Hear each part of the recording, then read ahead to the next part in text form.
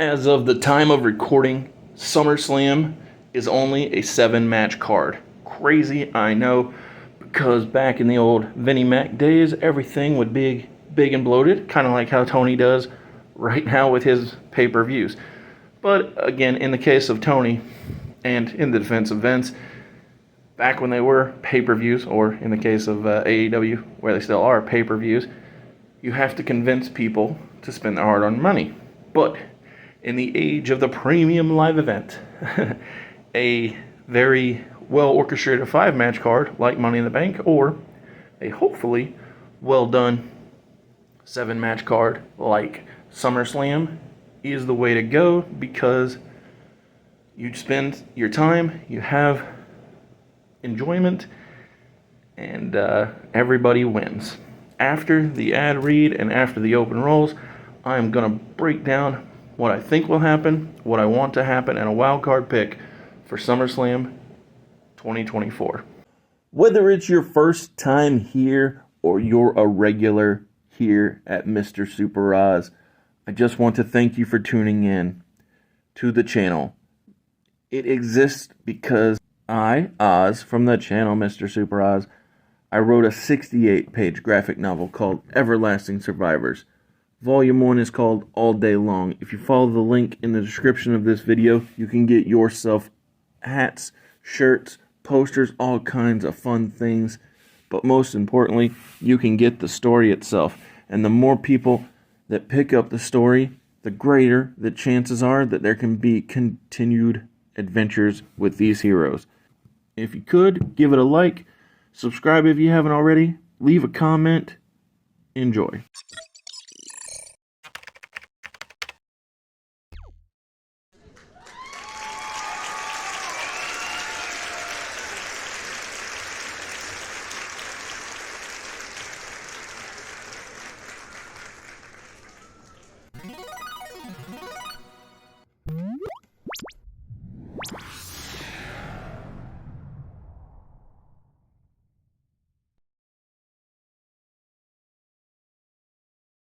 I'm going to do it a little different, and that's because the card is so tight. I'm going to tell you before we go over the think, the want, and the wild card. I'm going to tell you my predictions for the matches not in the triple shot. Simply like this. Braun Breaker challenging Sami Zayn for the Intercontinental Championship. I feel like Sami loses very little by putting over the young Steiner, and so I think that unlike Money in the Bank, Braun Breaker winning here at SummerSlam is the right decision. When it comes to the women's championships, both Bayley's WWE Women's Championship and Liv Morgan's World Championship, I struggle with this, but I'm going to say that both women retain. Bayley, I'm going to say retains due to Tiffany Stratton making Nia believe she's going to cash in, not actually cashing in, and Nia loses to Bayley. Not quite by the distraction, but that's kind of the cop-out. And I'm going to say that Liv Morgan retains her World Championship because of Dominic Mysterio, but not just Dominic. See, here's my big struggle with the Judgment Day storyline, which is it's happening in 2 matches. But for simplicity, I'm going to say Dominic Mysterio helps Liv Morgan retain the Women's World Championship over Rhea Ripley. None of the... Again, I struggle with this. So I'm going to say none of the Judgment Day get involved with the world title match with Gunther and Damian Priest because, well, they were told not to, and with Dom interfering with the women and helping Liv, I think that it'd be better to save the reveal that JD, Carlito, and Balor are on Liv and Dom's side for the following night's Raw, I think. That feels good. And so those are all 4 matches that aren't in my triple shot. So let's start with what I think will happen. And it's simply this: Seth Rollins as the special guest referee in the Drew McIntyre CM Punk grudge match will inevitably cost CM Punk the match against Drew McIntyre in a very Shawn Michaels, costing The Undertaker the match against Bret Hart at SummerSlam, or in an echo of that moment, leading to Drew McIntyre winning, challenging Gunther at Bash in Berlin, and Punk and Rollins wrestling at Bash in Berlin, and then Drew and CM Punk come back together for Bad Blood, is what I think will happen when it comes to that match.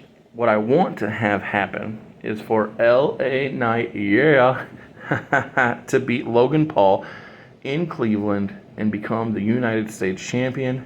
I think LA Knight has done nothing but impress with this run of the singles run since dropping the Max Dupree character, and he has to finally at some point come out on top. I mean, if he's always a loser, then he's never going to get that.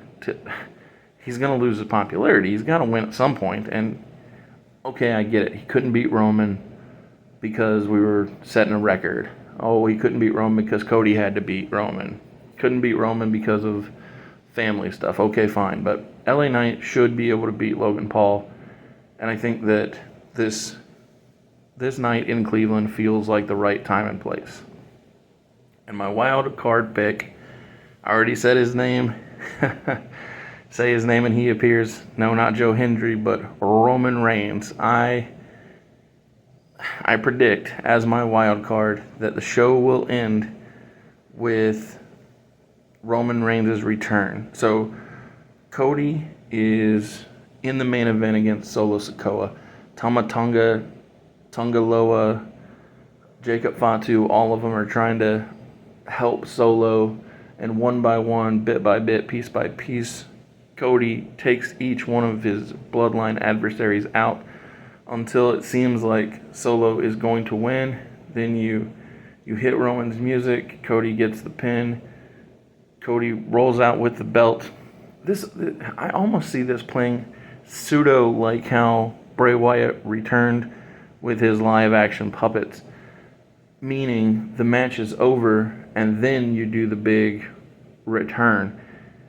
Because Roman returning inside this massive stadium to this big ovation, and I mean, I don't know if you do Jimmy and Jay returning with him. I think that it has to just be Roman to start, maybe Roman and Paul and not the Usos for the opening return, because Roman has to get back on good terms with main event Jay, and then Jay and Jimmy have to get back on good terms. But you can do all these things in the lead up to Survivor Series. But I think a good wild card pick is that Roman Reigns returns and closes out the show going eye to eye with Solo Sikoa. Thank you for tuning in to this triple shot for SummerSlam. Hopefully, it is a very enjoyable card. I doubt that they'll add any more matches, but if they do, I really hope that everything stays fun and exciting. Man, if it wasn't for how much I dislike heat, like 90 plus degrees, and just people in general touching me, like bumping into me, whether it be at a fair or a con or at in this case, a wrestling event, I would definitely consider going to the show because I'm not far from where it's happening. But it's all good. I will happily enjoy in the air conditioning. And speaking of enjoying, hope you enjoyed this video. Hope it's a great show this weekend, and come back all next week for more content from Mr. Super Oz. Later.